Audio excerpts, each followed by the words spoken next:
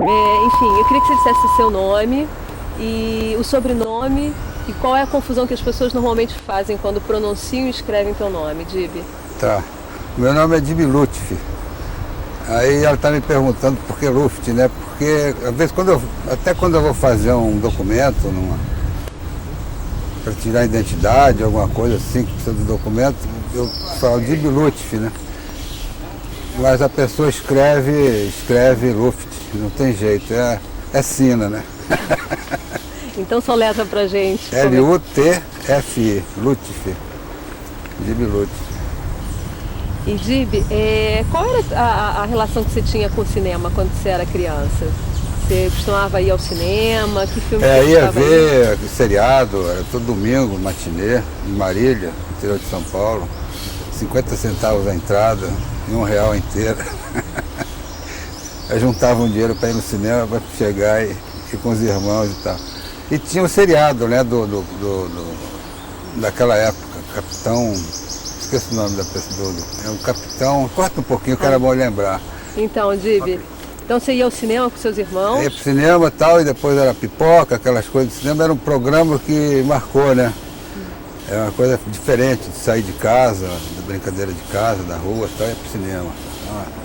Programão. E Dib, E depois teve a ligação do cinema com um lançamento que o Walt Disney fez de uma máquina de projetar os bichinhos, o Pluto, o Mickey e tal. A gente via aquilo e a gente fabricava em casa, numa caixa de sapato, botava uma lente, uma lupa, né? Fazia um furinho, botava a história em quadrinho do outro lado e projetava na parede.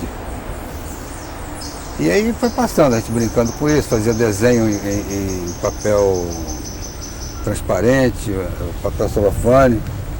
E ficava nessa brincando. Depois o tempo foi passando até o momento de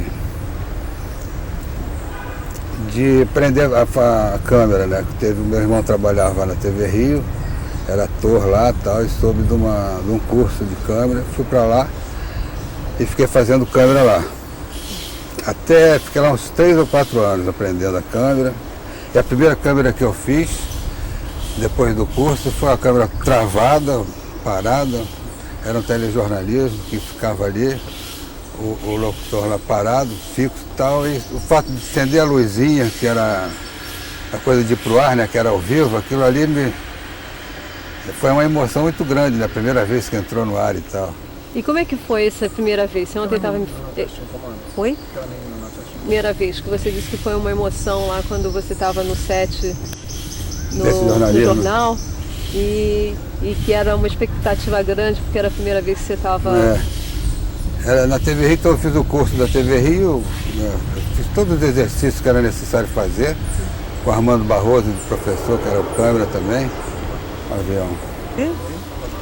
Então, você falava então do telejornalismo, que foi a primeira vez que você entrou no set sozinho. Era uma câmera só? É uma câmera, aquela câmera da TV Rio que eu aprendi e tal. Fiz exercício lá durante o aprendizado em 2 meses. E depois fiquei na emissora trabalhando. E quem me ensinou foi Armando Barroso, Galocha, Evilásio, Inô Ramos, aquela turma, desde o início mesmo da televisão ao vivo, né? Da TV Rio. Então aquela emoção de ser ao vivo, a coisa de, vai pro ar, quando a câmera liga, acende uma luzinha, que significa que está no ar, né? Então, tá no ar é outra coisa, Aí, a primeira vez foi a câmera travada no estúdio de jornalismo, gravando o repórter falando, tudo fixo, câmera parada e tal. Mas quando acende a luz, a emoção é tanta que o joelho chega a tremer, né? Tá no ar e tá tudo travado. E aí começou a ganhar terreno, depois já não tremia mais, aí começou a soltar a câmera. Aí o diretor de TV via que eu estava com já experiência de câmera fixa, botão móvel e tal, e foi indo. Comecei a fazer os programas melhores da casa, assim, com Moacir Masson no Estúdio A, dirigindo a novela, né, com o Tran, Tcheli, a Tônia, aquela atriz muito legal, que na época ela representava tão bem que me impressionava muito, a Camila Amado. Era muito legal essa época. E tudo ao vivo, né? Coisa de que eram 3 câmeras, e no tempo a câmera era câmeras grandes, né? E o comando de foco às vezes partia, e até trocar levava um tempo, então ficava outra câmera, substituindo, fazendo o papel de 2 câmeras. Então nessas vezes era comigo, né? Ficava filmando para as 2, então aí podia andar um pouco e tal. Comecei a ganhar terreno nesse lance de andar com a câmera de rodinha, né? De tripé. E fui fazendo câmeras com o Chico Anísio, com o Carlos Manga dirigindo, Chico Anísio, Noites de Gala, Noites Cariocas, os programas de auditória com Chacrinha.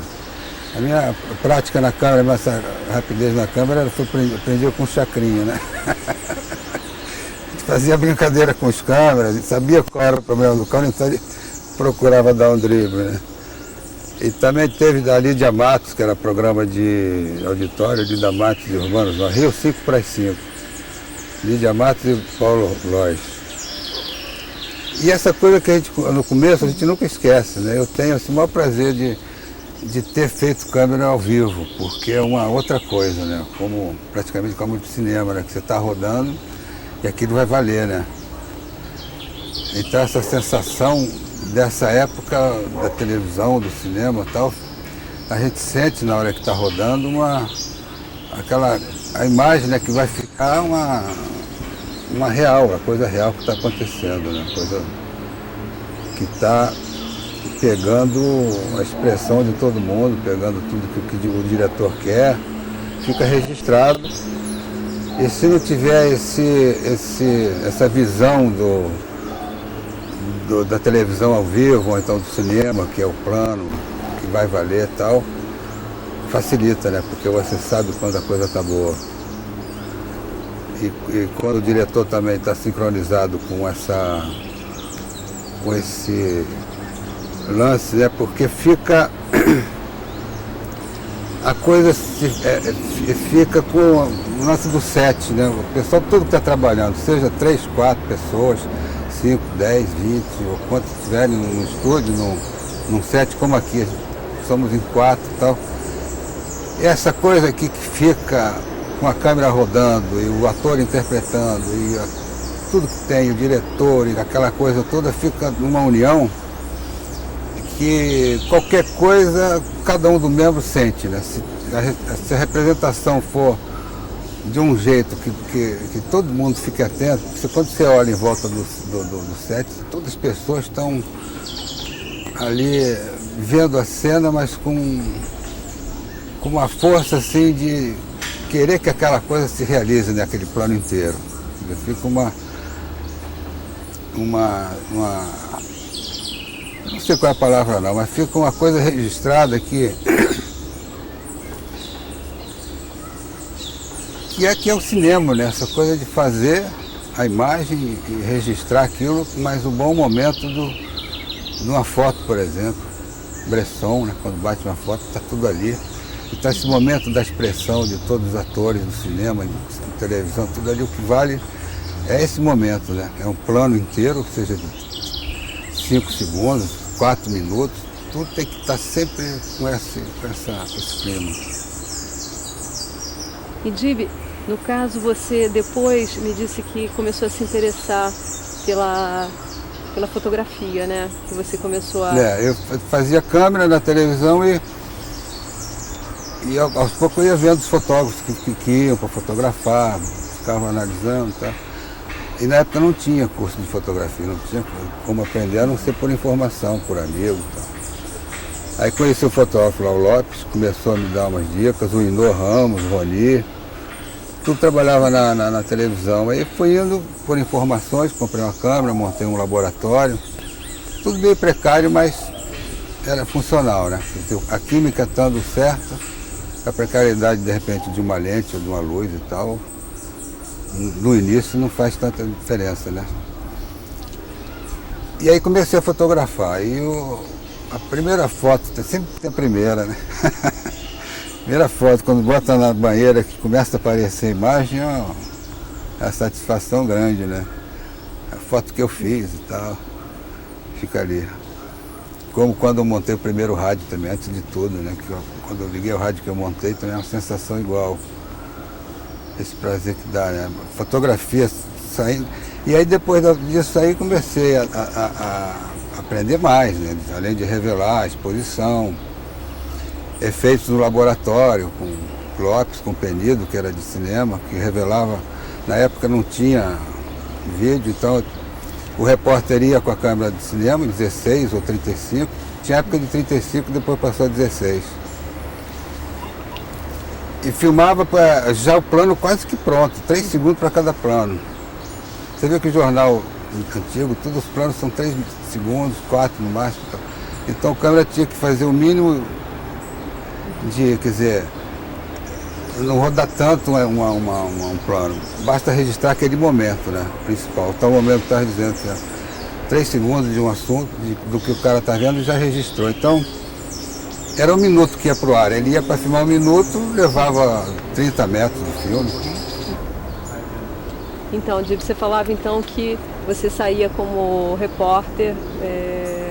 Eu nessa época não fazia, quem fazia era Evilásio. Uhum.